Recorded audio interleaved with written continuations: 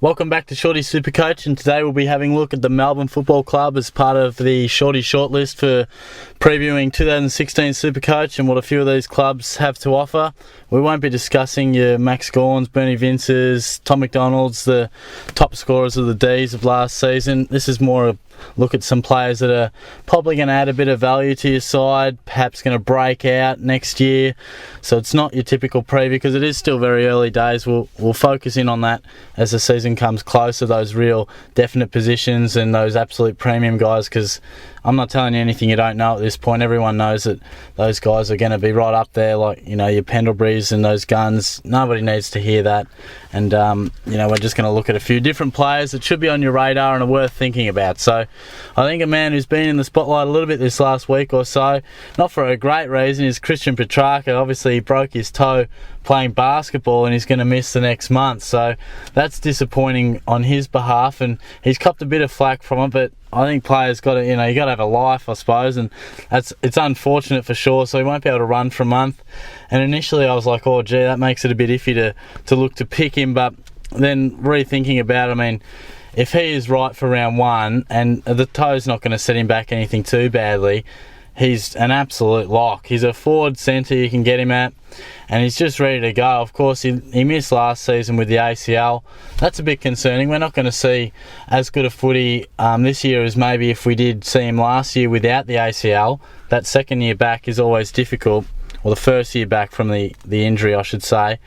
But his upside is unbelievable, and the fact that we can get him at 123k makes him almost impossible to pick. Impossible to say no to, I should say. And then when you add in that forward status, it makes him an absolute lock. He's a dual position player. And look, the AFL prospectus last year said about him, absolute jet, walk up start for round one, and will produce from the get-go. So he's ready-made as far as physically. And he's a gun player, of course, a number 2 pick. His under-18 championships, he averaged 25 touches, 10 contested, 3.6 tackles, 3.3 clearances. Sorry, kicked 3 goals, 3 behinds, and had 7 score involvements as well. So you got to say that he can push forward as well, which was one thing that they mentioned when I was reading about him, that he certainly can go forward and have a bit of an impact. And 123 SuperCoach points he averaged as well. So you'd have to say that he's going to be on many people's radars, and for good reason, because if he can get back into the swing of pre-season and start running and get all that happening, and I think he's going to be an absolute gun down the track, and he'll certainly offer plenty of value and could definitely average pretty decent too, you would think, if he can get that fitness going and debut for round one. So he'll be at the forefront when we come to picking those rookie price players. Another number 2 pick who, well, Petracca's had a couple injuries, but this man has been dogged by injuries in the past, is Jack Trengove. Now he's priced at 156k, and that's probably as good as it gets when you look at Trengove for his options as a SuperCoach prospect. He's a foot injury, and dare I say it, the navicular bone. You never want to say that word involved with any football, because it's probably one of the worst injuries you can have, and it's so difficult to get back to. And even when he has come back from in the past, he's had a couple of operations on that bone, mind you, but when he has come back in the past, that real lack of pace has been something that's been noticeable. He's never been a quick player, that's not his game, but his absolute lack of pace was almost down a step from what it was originally in his debut, and you'd have to put it down to injury and fitness. So that's really concerning.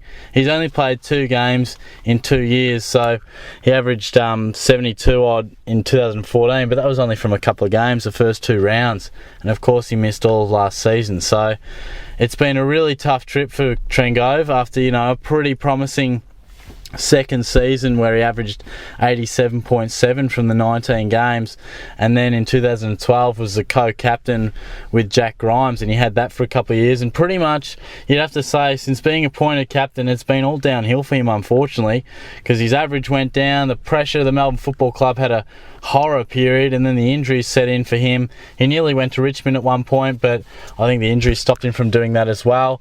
Look, he's a number 2 pick, he's an inside midfielder, he tackles hard, so look, I think he's a very good prospect minus the injuries, but you've got to take it into account now, because it hasn't just been an odd injury here or there, it's been long term and as bad as it gets.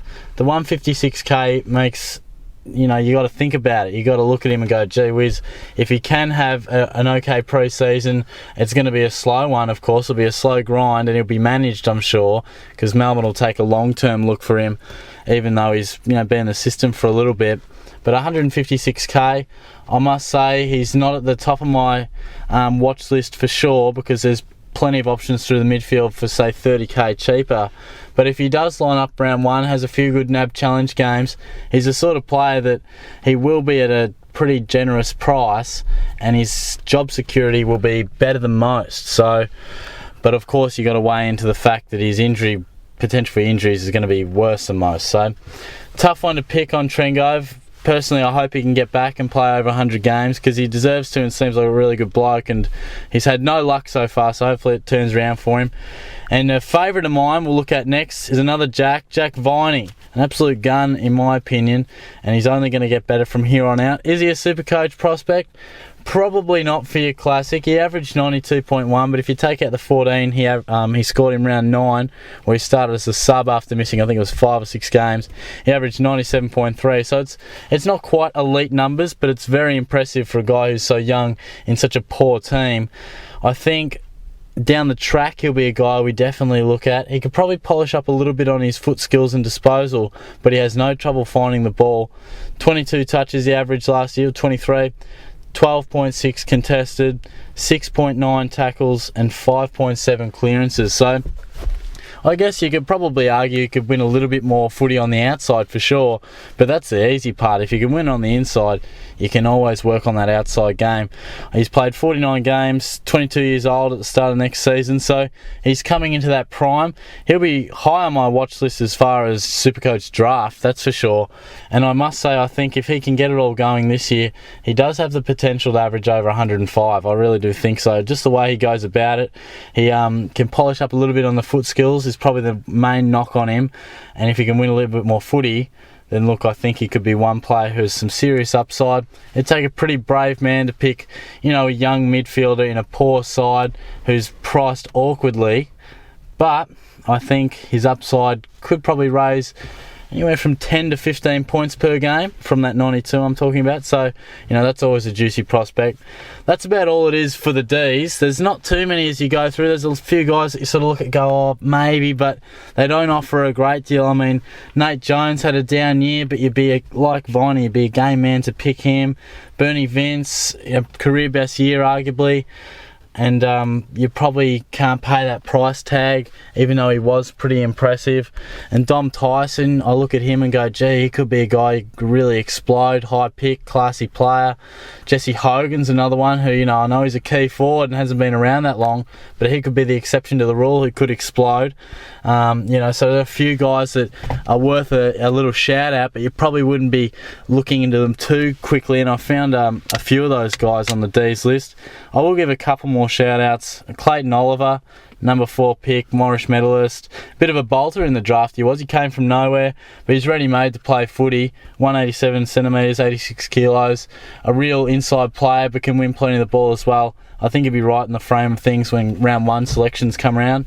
Jake Melksham was a man I was going to talk about, obviously, with the handing down of the sanction to the Bombers.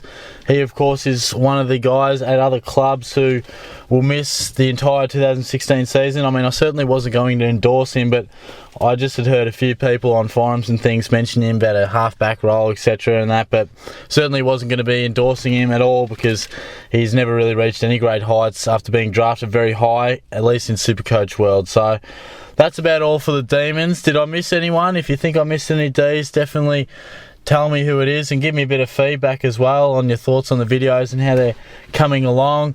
Give the video a bit of a like as well, and most importantly, subscribe to the channel, because I'm certainly looking to grow this channel as much as I possibly can, and SuperCoach is quickly coming up on us, that's for sure. So there's heaps of SuperCoach content coming your way even after these 18 club previews. So give the channel a subscribe, and I'll catch you guys all soon.